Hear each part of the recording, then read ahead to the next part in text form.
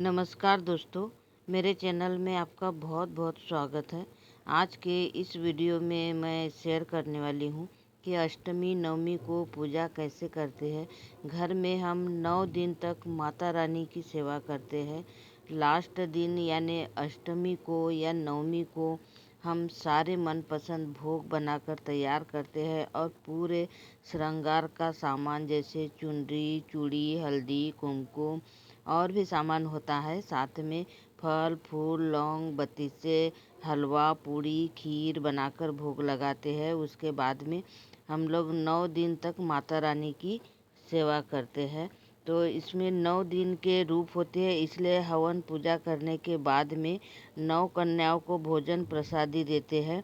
सबसे पहले तो हम लोग पूजा करते हैं, तो पूजा करने में हम लोग दीपक वगैरह जलाते हैं, अगरबत्ती वगैरह जलाते हैं और उसके बाद में माता रानी को हम लोग श्रद्धापूर्वक पूरे फल, फूल और भोग को चढ़ाते हैं। और उसके बाद में हम लोग देखते हैं कि माता रानी का चेहरा कितना उदास हो जाता है 9 दिन जब वो अपने घर में होती है, और लास्ट दिन जब हम लोग उसकी पूजा करते हैं तो उनका चेहरा पूरा उतर जाता है। इसलिए हमें थोड़ा दुख भी होता है। लेकिन पूजा हम लोग अष्टमी की जब करते हैं तो माता रानी का चेहरा हमें जब उदास दिखता है तो हमें खुद को भी अच्छा नहीं लगता है, और हमें भी लगता है कि हम लोग 9 दिन तक व्रत पूजा थाली सजाते हैं, बहुत अच्छे से पूजा पाठ करते हैं, पानी चढ़ाते हैं। और उसके बाद में हम लोग ना पूरी पूजा पाठ खत्म करने के बाद में कन्याओं को भोजन देने के पहले शुद्ध जल से सारी कन्याओं के पैर पखारते हैं और फिर मीठे से उनका मुंह मीठा करते हैं। छोटी कन्याओं को माता रानी का रूप माना जाता है, इसलिए कन्याओं को भोजन प्रसादी करना शुभ माना जाता है। और 9 दिन तक व्रत पूजा, पानी चढ़ाना, फूल चढ़ाना, माता रानी को खुशी देना, ये 9 दिन के पावन पर्व पर अष्टमी को ऊर्जा देने वाली माता रानी हमारे दुर्भाग्य को दूर करेगी। नवरात्रि में नारी शक्ति को सम्मान देने का पर्व है, इसलिए हम 9 दिन तक बड़े श्रद्धा से व्रत पूजा करते हैं। और उसके बाद में लास्ट दिन जब हम लोग की पूजा खत्म हो जाती है, उसके बाद हम फिर हवन पूजन वगैरह करते हैं और फिर उन्हें विदाई की तैयारी में लग जाते हैं।